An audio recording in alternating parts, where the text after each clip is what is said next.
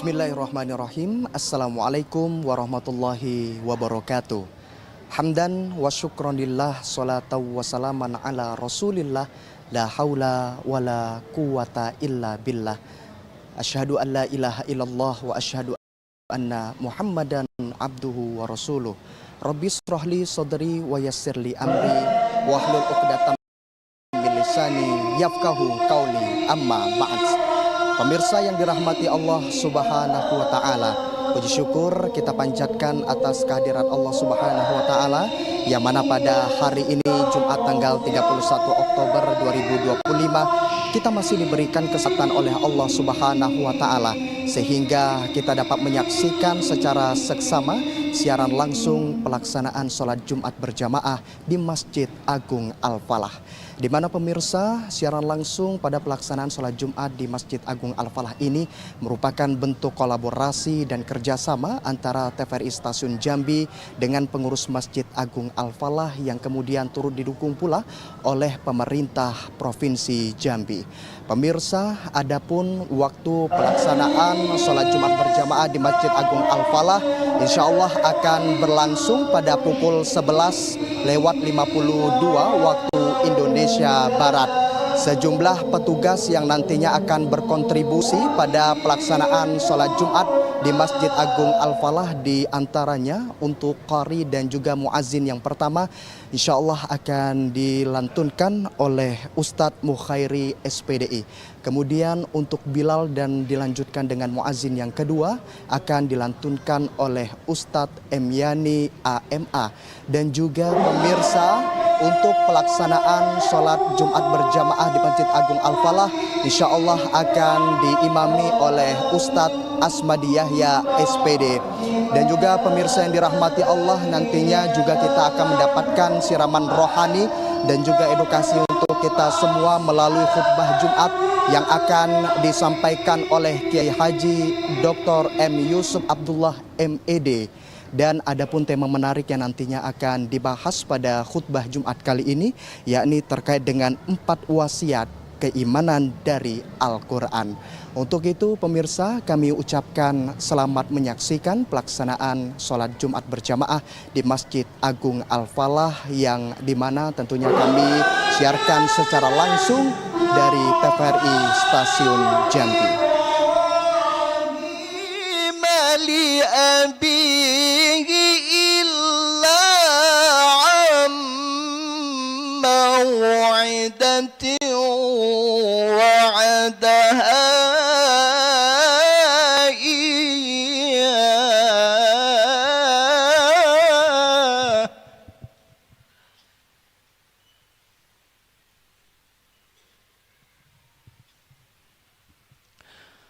فلما تبين له أنه عدو لله تبرأ منه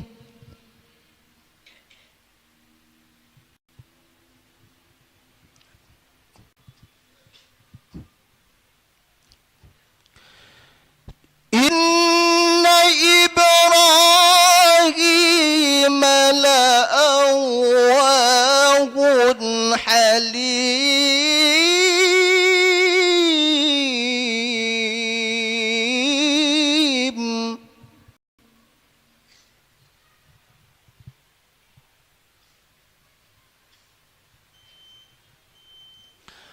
إن إبراهيم لأواه حليم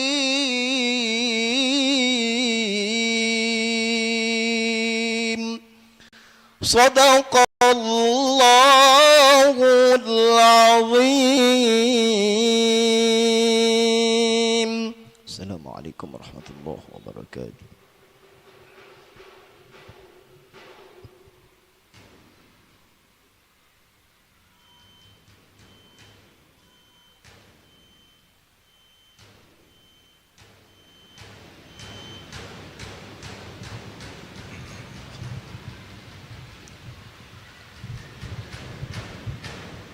Subhanallah.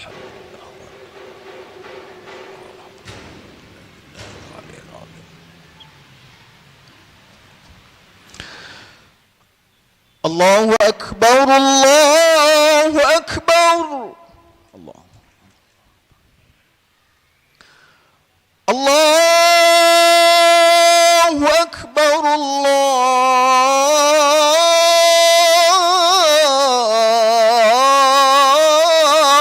الله أكبر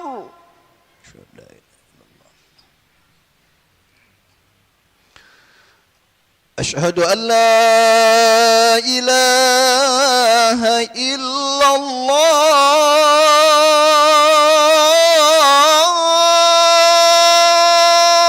الله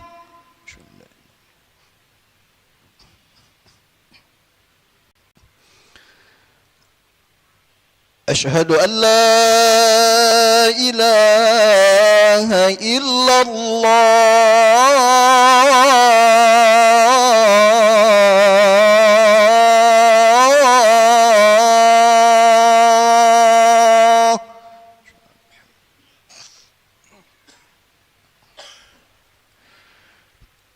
أشهد أن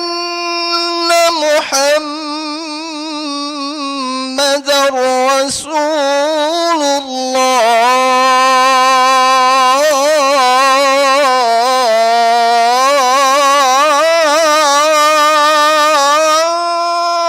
الله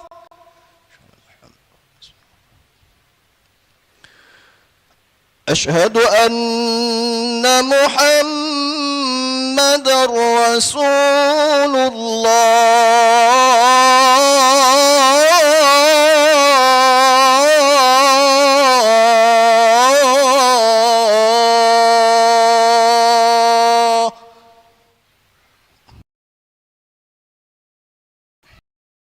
حي على الصلاة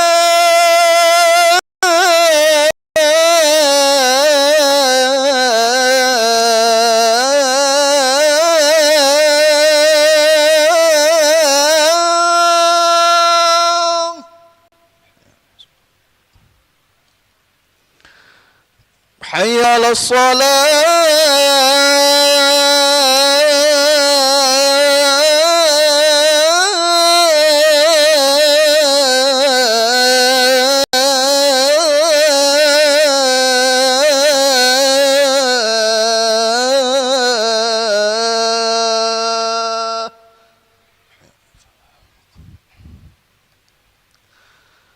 حي على الفلاح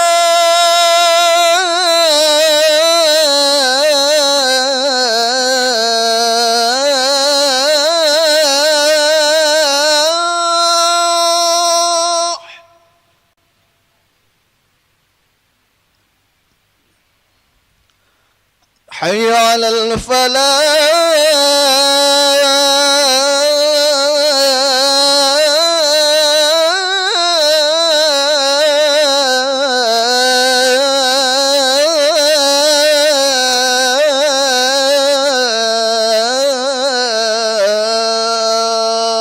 الفلاح الله أكبر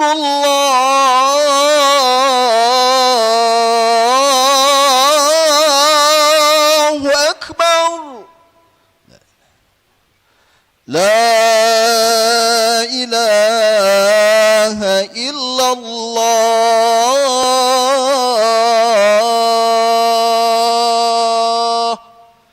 لا إله إلا الله رسول الله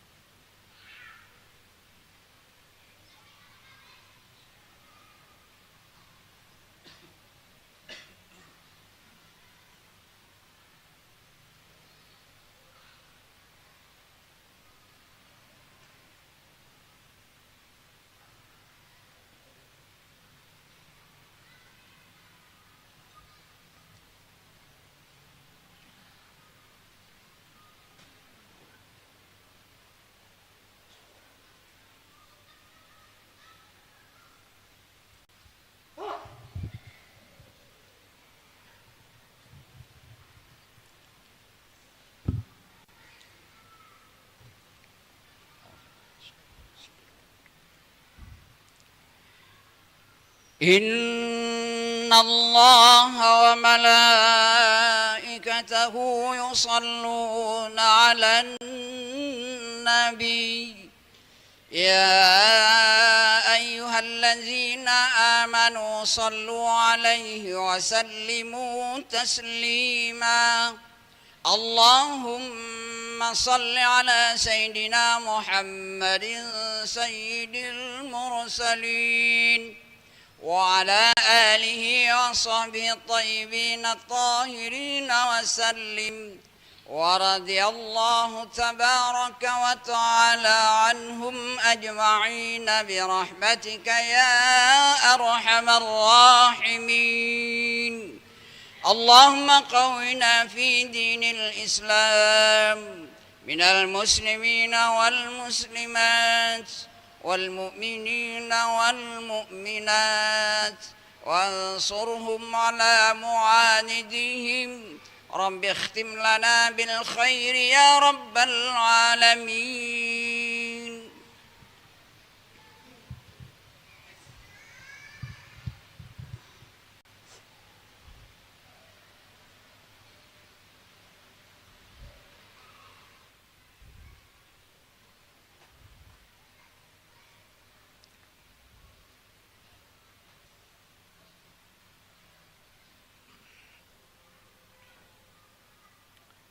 السلام عليكم ورحمة الله وبركاته.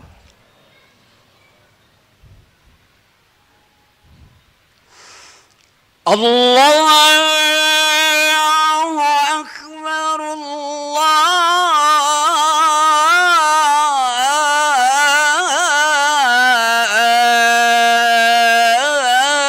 الله أكبر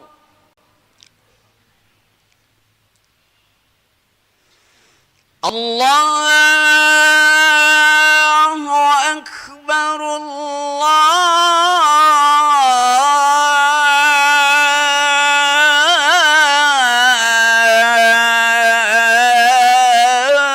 الله أكبر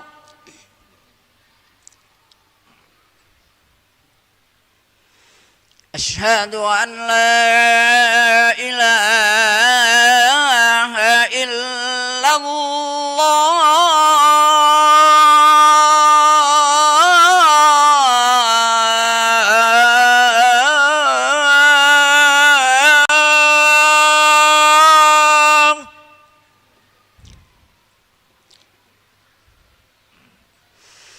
أشهد أن لا إله إلا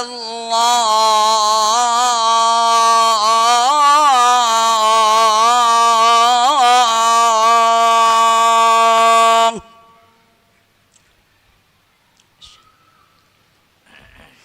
أشهد أن محمدا رسول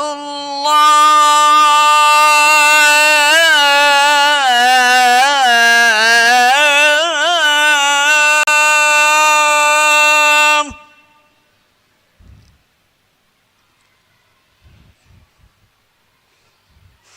أشهد أن محمدا رسول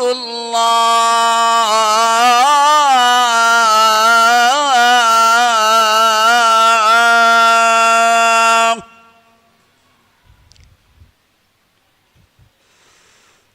حي على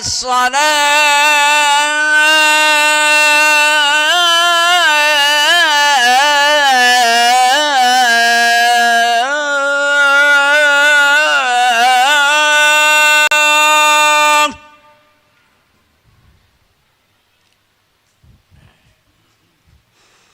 حي على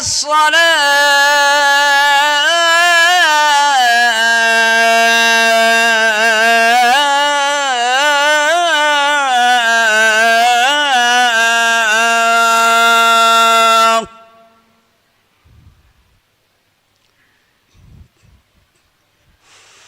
حي على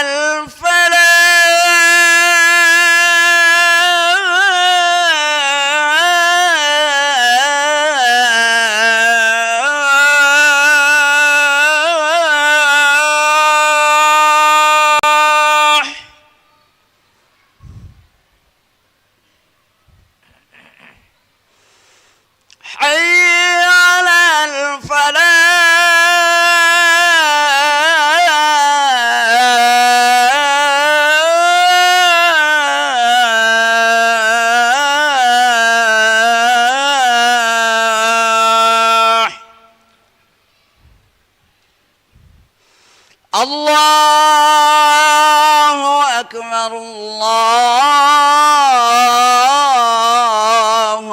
أكبر لا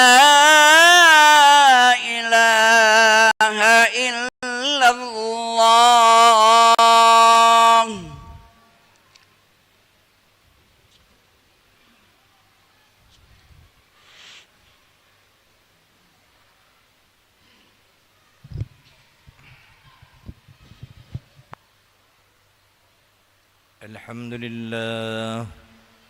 الحمد لله الذي جعلنا مسلمين. أشهد أن لا إله إلا الله إله الأولين والآخرين، وأشهد أن سيدنا محمدا عبده ورسوله سيد الأنبياء والمرسلين. اللهم صل وسلم على سيدنا محمد وعلى آله وصحبه أجمعين. أما بعد، فيا عباد الله، أوصيكم ونفسي بتقوى الله وطاعته لعلكم ترحمون. أعوذ بالله من الشيطان الرجيم. منيبين إليه واتقوه وأقيموا الصلاة ولا تكونوا من المشركين. Sidang Jumat yarhamani wa yarhamakumullah. Senantiasa khatib berwasiat, marilah bertakwa kepada Allah Subhanahu wa taala. Bersungguh-sungguh mengerjakan seluruh yang diperintahnya, menjauhi seluruh yang dilarangnya, agar kita mendapatkan keselamatan dalam kehidupan dunia dan akhirat. Sidang Jumat yarhamani warhamakumullah. Ada satu doa yang warid, yang ma'thur terkait penjagaan iman kita, yaitu yang berbunyi, Allahumma ahyina bil iman wa amitna bil iman wahsyurna bil iman. Ya Allah, hidupkanlah kami dalam keadaan beriman, matikanlah kami dalam keadaan beriman, dan bangkitkanlah kami dalam keadaan beriman. Sidang Jumat yarhamani warhamakumullah.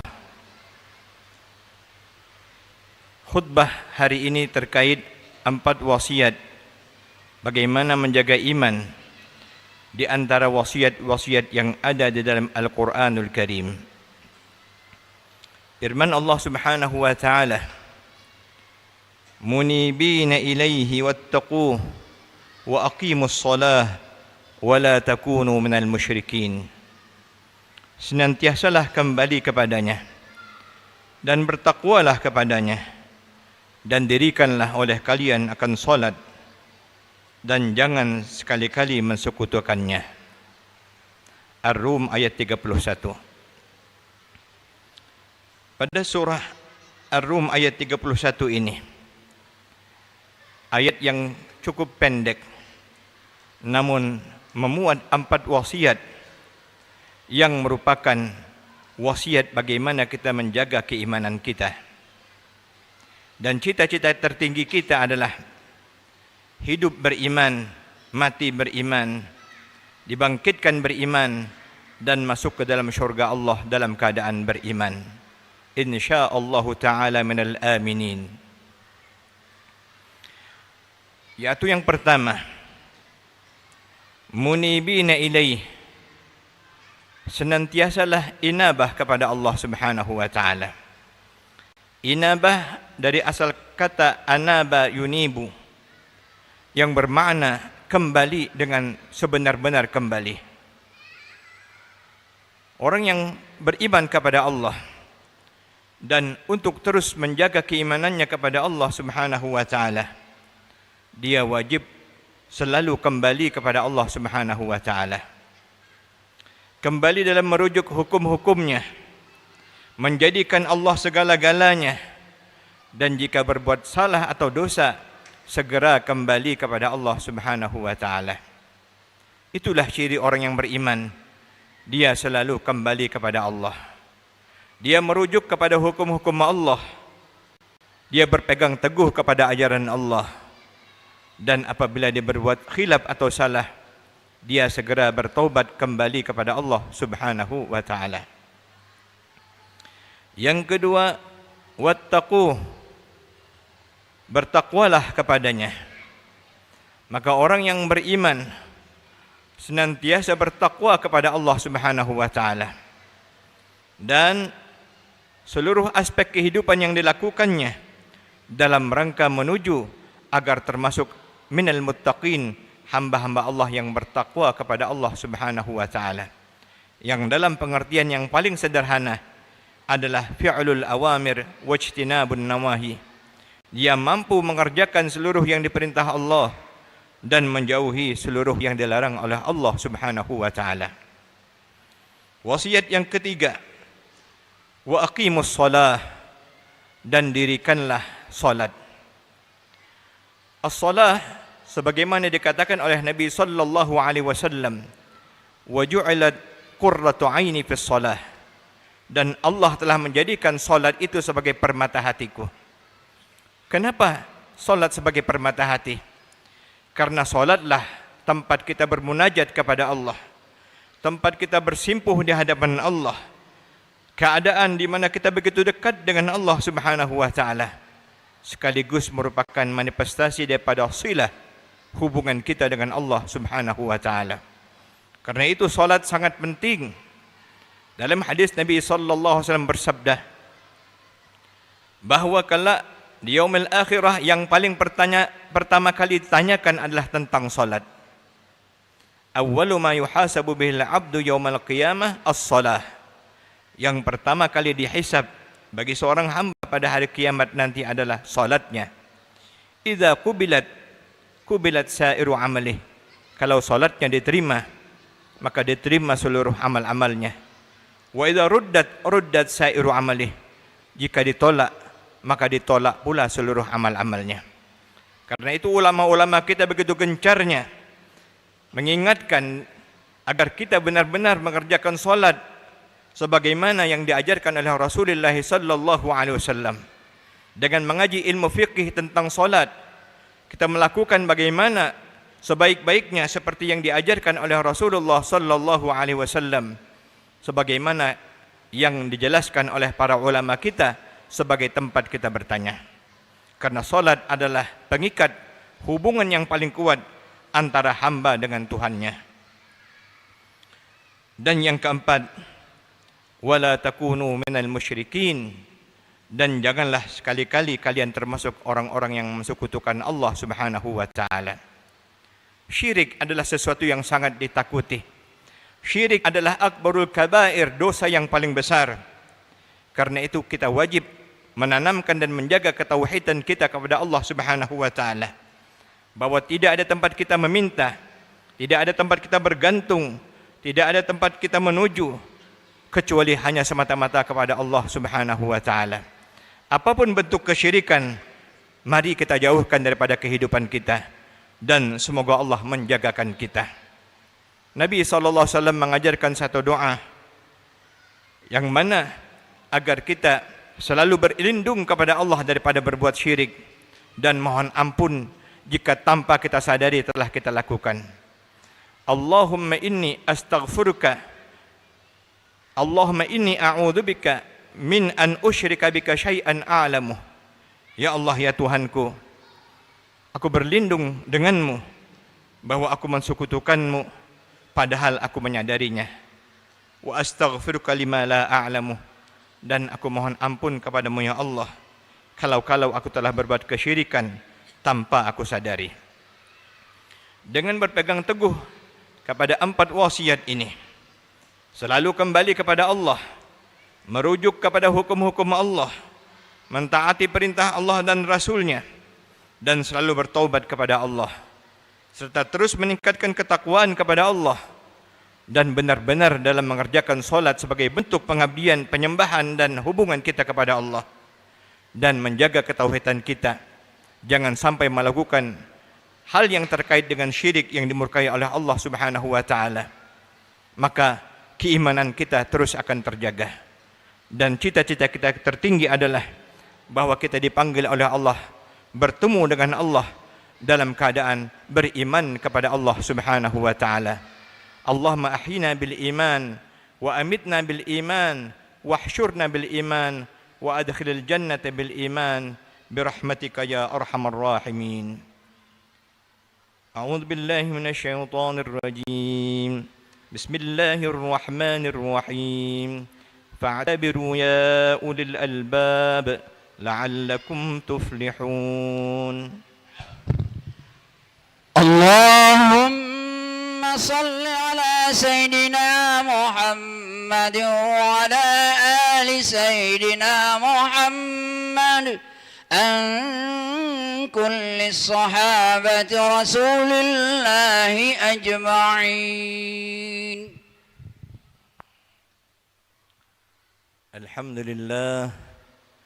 الحمد لله وحده.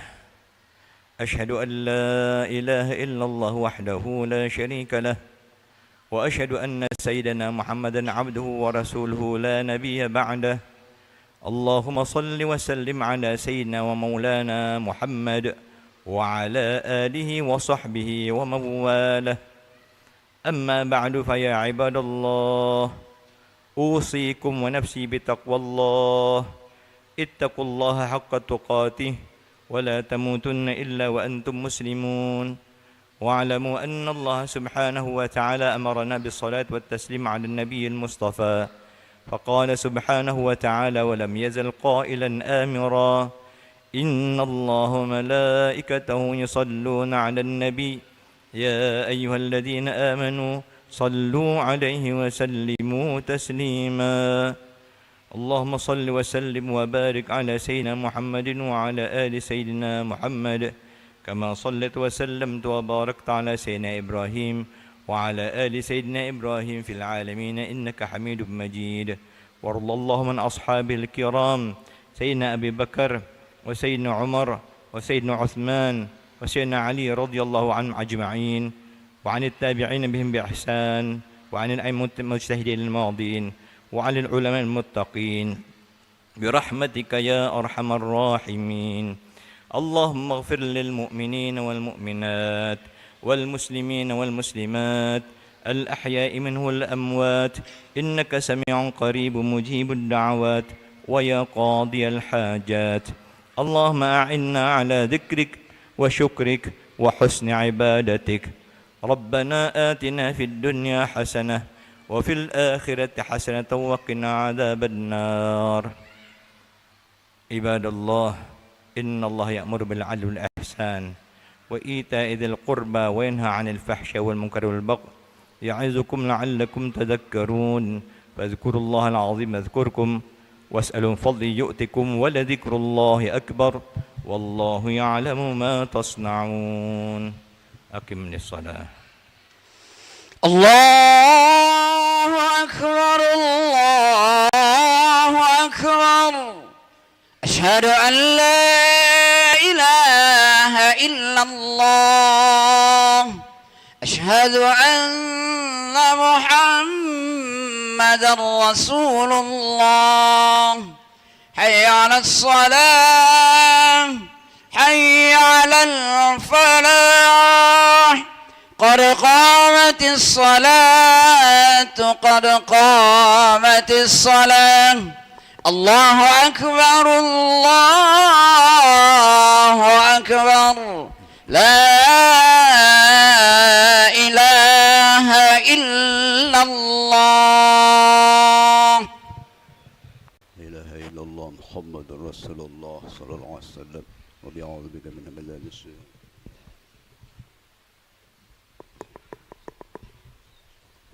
الذي يوسوس في صدور الناس من الجنة والناس. صفوفكم فإن الصفوف من تمام الصلاة. Rapat dan luruskan saf.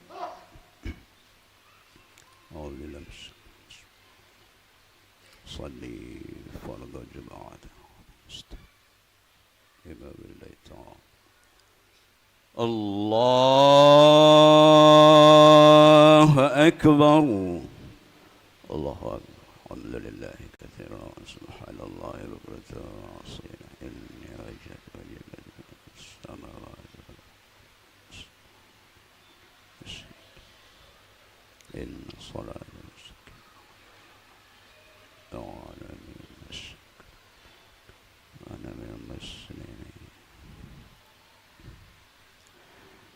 بسم الله الرحمن الرحيم الحمد لله رب العالمين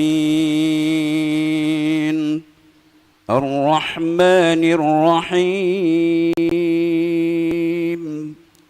مالك يوم الدين إياك نعبد وإياك نستعين اهدنا الصراط المستقيم صراط الذين أنعمت عليهم غير المغضوب عليهم ولا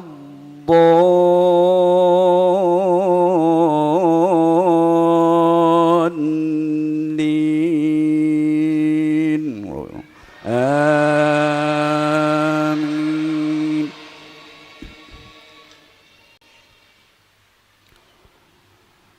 بسم الله الرحمن الرحيم سبح اسم ربك الأعلى الذي خلق فسوى والذي قدر فهدى والذي أخرج المرعى فجعله غثاء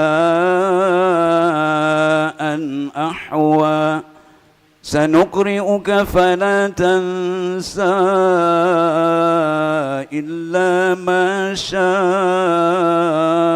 الله إنه يعلم الجهر وما يخفى ونيسرك لليسرى فذكر إن نفعت الذكرى سيذكر من يخشى ويتجنبها الأشقى الذي يصلى النار الكبرى ثم لا يموت فيها ولا يحيا قد أفلح من تزكى وذكر اسم ربه فصلى بل تؤثرون الحياة الدنيا والآخرة خير وأبقى إن هذا لفي الصحف الأولى صحف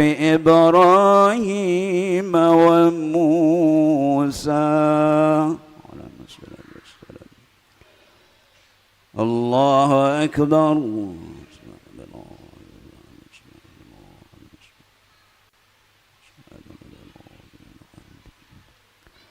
سمع الله لمن حمده. الله أكبر.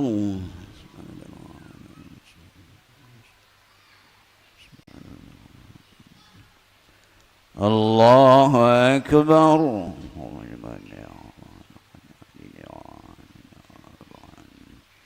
الله أكبر.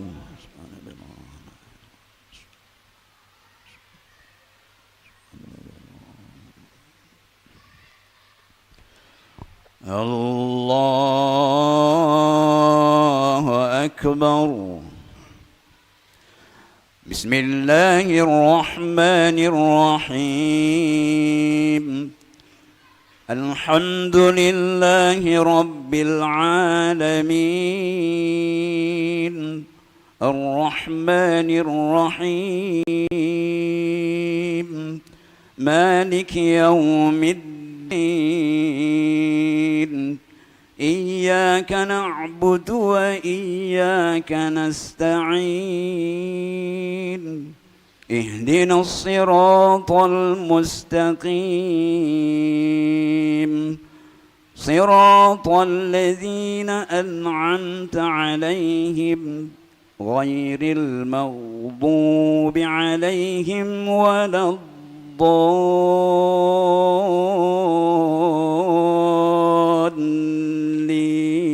الضالين آمين.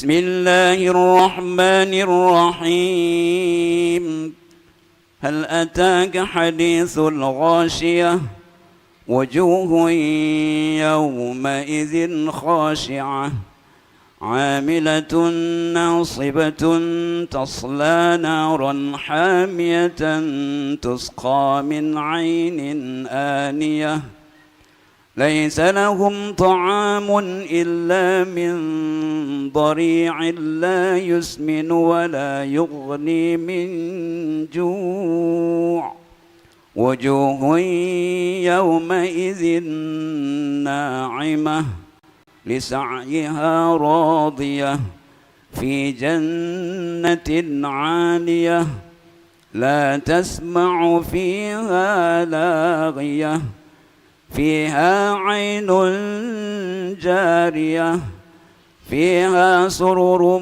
مرفوعة وأكواب موضوعة ونمارك مصفوفة وزرابي مبثوثة أفلا ينظرون إلى الإبل كيف خلقت وإلى السماء كيف رفعت وإلى الجبال كيف نصبت وإلى الأرض كيف سطحت فذكر إنما أنت مذكر لست عليهم بمسيطر إلا من تولى وكفر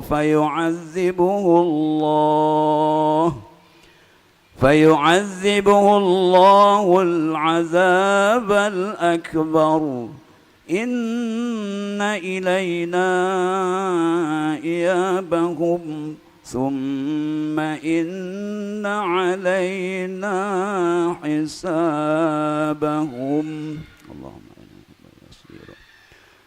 الله أكبر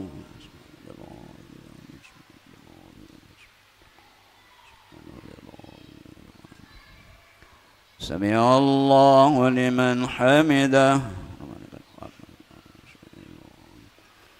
الله أكبر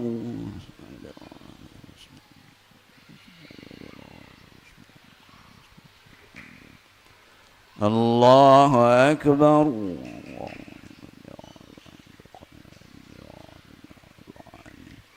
الله أكبر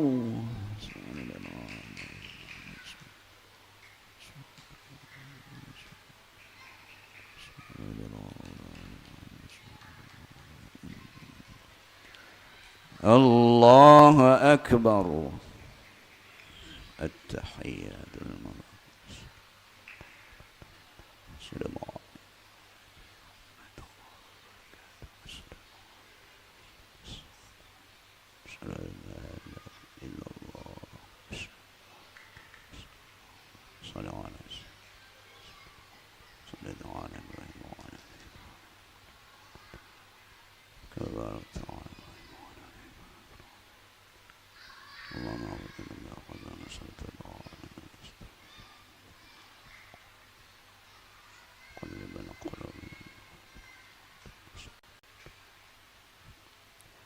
السلام السلام عليكم ورحمة الله اللهم أعنا السلام عليكم ورحمة الله ونعوذ بك اللهم زعمنا عادا ربنا تقبل منا بحرمة الفاتحة أعوذ بالله من الشيطان الرجيم بسم الله الرحمن الرحيم إياك نعبد ونستعين غير المغضوب عليهم ولا الضالين نعوذ بالله السميع العليم من الشيطان الرجيم بسم الله الرحمن الرحيم الحمد لله رب العالمين حمدا حامدين حمدا ناعمين حمد الشاكرين حمدا يوافي نعمه ويكافئ مزيده يا ربنا لك الحمد كما ينبغي لجلال وجهك الكريم وعظيم سلطانك اللهم صل صلاة كاملة وسلم سلاما تاما على سيدنا محمد الذي تنحل به القدر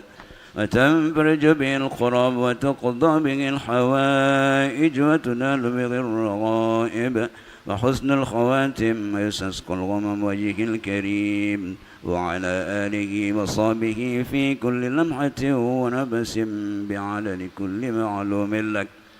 اللهم أنت ربنا لا إله إلا أنت خلقتنا وأنا عبدك وأنا على عهدك ما استطعنا ونعوذ بك من شر ما صنعنا. أبو لك بنعمتك علي وأبو بذنبنا فاغفر لنا يا رب العالمين.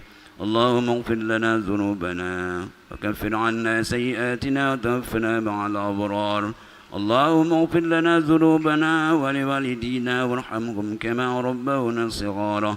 ولجميع المسلمين والمسلمات والمؤمنين والمؤمنات الأحياء منهم والأموات وتابع بيننا وبينهم بالخيرات. رب اغفر وارحم وأنت خير الراحمين.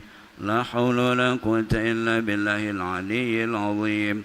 اللهم ربنا تقبل منا صلاتنا وقيامنا وركوعنا وتخشعنا وتعبدنا وتضرعنا وتمم تقصيرنا يا الله يا رب العالمين. اللهم يا غني يا حميد يا مبدئ يا بعيد يا رحيم يا ودود أغننا بحلالك عن حرامك عن مصدك فضلك عمن سواك. اللهم اختم لنا يا الله بحسن الخاتمة ولا تختم علينا يا الله بسوء الخاتمة.